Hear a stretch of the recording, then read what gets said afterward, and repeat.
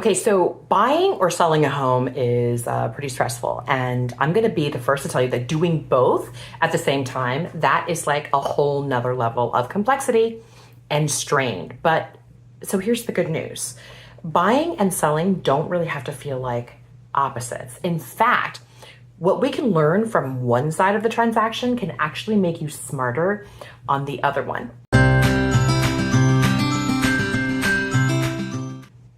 My name is Nancy at Nancy Chu Homes. I'm a realtor here in northern New Jersey, and over my career, I've sold over $500 million in real estate.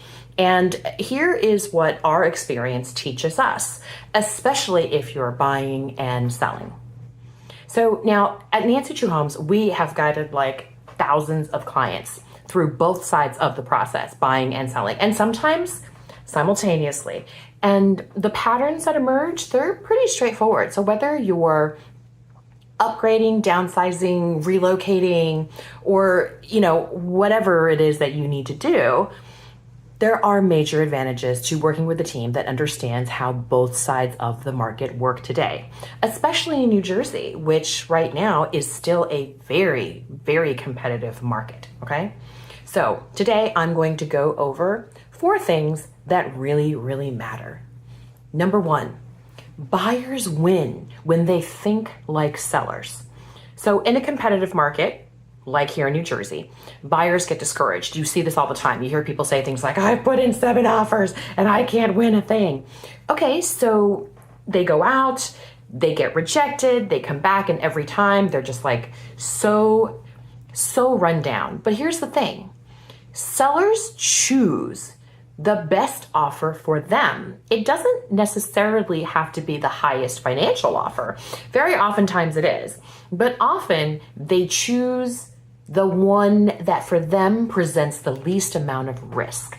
Because I think that's how sellers think, right? Sellers are always worried about where a transaction could go wrong. So that's when the terms are very important. So we coach our clients not just on price, but also on terms, right? What kind of inspection remediations we're willing to waiver, what kind of appraisal gap coverage we're willing to offer, flexible closings. And these are just some of the terms that we work with. Because the truth is, sellers are always most worried about getting the transaction to close. And they're looking for a buyer who essentially pre-handles any objection that the seller could possibly have to their offer, which means the best price and the best terms. And when you've listed hundreds of homes, you know exactly what gives the seller peace of mind, okay? And that's how our buyers win. As a matter of fact, on our team, we have a 70% offer acceptance rate. That is phenomenal, if I do say so myself, but that's because I have a fabulous team, by the way. Number 2, sellers win when they understand buyer psychology, okay?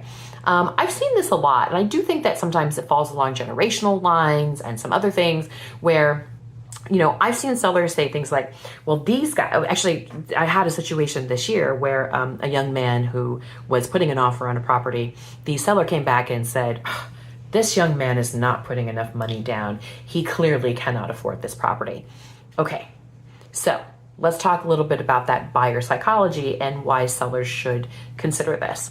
So sellers are often surprised by, first of all, how emotionally buyers react, because don't forget, buyers are out there looking for their dream homes, right? And sometimes they often freak out when the house doesn't look perfect. And so number 1, the first thing I want sellers to understand is that we try our best to get your house sale ready, which means curb appeal, staging. This stuff isn't nothing. I think a lot of sellers are like, do I really need that? That just seems like a load of, it's not. It's actual strategy. A lot of buyers need to be able to see what they're moving into, and they want things to be ready for them when they go. So just from prepping your house, right? Landscaping, power washing, small repairs, lighting tweaks. Listen, it's about clearing the path for the buyer to say yes. Okay, now to go back to the thing that I had said before about that young man who had it was a 5% down conventional. And the seller's response was, well, you don't have enough money to buy this. But we had our pre-approval for the amount of money that we were offering for the house. And so I think for a lot of sellers, they think that a lot of down payment heavy cash offers are the way to go. But the truth is, if a buyer comes in with a pre-approval, usually it means they have cash and they want to hold on to their cash, because if they can leverage the purchase, it makes more sense for them to leverage the purchase at the current interest rate than it is to possibly take their money out of where they have their money currently invested. So if the money that they're currently invested is, returning at a rate of 8%, it makes sense for them to keep their money there and instead borrow more at under that number. So right now, what is it? In the mid to high sixes, it makes more sense to keep your money where it's invested doing better and leverage the amount that you want to borrow. So just bear that in mind as you look at offers for buyers, okay? All right, number 3, and this is for buyers and sellers. Your equity unlocks opportunity. All right. So a lot of clients don't realize how much equity they're sitting on in relationship to the homes that they currently own and live in, or even investment properties, right? So the question becomes, how do you use your equity as a launching pad for your next move, right? So whether I'm having a conversation with you about how to remove your PMI or leveraging your comps or timing your sale in a seller's market, we walk our clients through the math, because you would be surprised how much house values have gone up in the last 3 to 5 years in the area. So you may be sitting on a house piggy bank that has really grown by 10, 15, 20. Listen, we've had some extreme ones where in the last 4 years, we've seen houses almost double in value, depending on what you've done to it and how you're maintaining it. And also depending on whether it happens to be a market where there's a lot of people interested in that particular neighborhood or that particular area. So listen, once you understand these numbers, your options get really, really exciting. And it's a potential opportunity for you, for instance, to pull out a HELOC in your house, use that as the down payment for the next house, and then sell the home that you're currently in and pay off that HELOC, as well as, paying off your mortgage for the first home. So I'm just saying there's a lot of opportunity, and let's not be afraid to talk about it. One additional piece of opportunity that I think people don't understand is a lot of folks have 401ks, and a lot of 401ks are possible to borrow from if you are, looking to pay college tuition, or if you're looking to purchase a home for yourself. That is kind of an interesting opportunity, because depending on the kind of 401k that you're looking at, you're borrowing money, but then you're also paying it back to yourself. So you have to think of it as, you're paying interest, but you're paying interest to yourself, which is kind of better, in my opinion, than paying interest on, money that goes to a bank.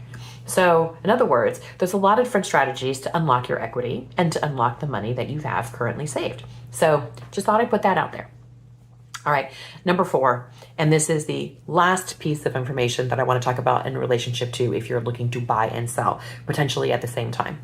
Listen, emotion is very real, which means you need strategy that sits outside of the emotion. Yeah, buying and selling, it's not just financial moves. Okay, they're deeply personal. I mean, we've walked people through divorces, relocations, estate situations, people who are growing their families or downsizing after a loss, right? There is no one size fits all answer to all of this, but there is a right fit for you and how you want to proceed with your real estate. And so my job is to help you, make smart decisions to move forward and to make that as smooth as possible. So listen, the bottom line is, me and my team, we live here in northern New Jersey. We know the neighborhoods, we know the bidding patterns, and we know how to estimate the values and to help you make your best real estate decisions when it comes to strategy, timing, negotiations. So that's what we're here. That's what we're here for, and that's why we are here for you. If you have any further questions, I did want to let you guys know that Nancy Chu Homes will be resuming our boot camp. We have, as you know, a home ownership boot camp that we've run in the past. We will be reinstating our home ownership boot camp. If you are interested in that, please feel free to just go ahead and reach out. I'm going to give you my cell phone. I know, I give you my cell, 917-992-3098. Looking forward to helping you with all of your real estate needs. Oh, and by the way, if you like what we do, please comment, like, and subscribe so we can continue to spread our message to others. Have a great day. I'll see you guys soon.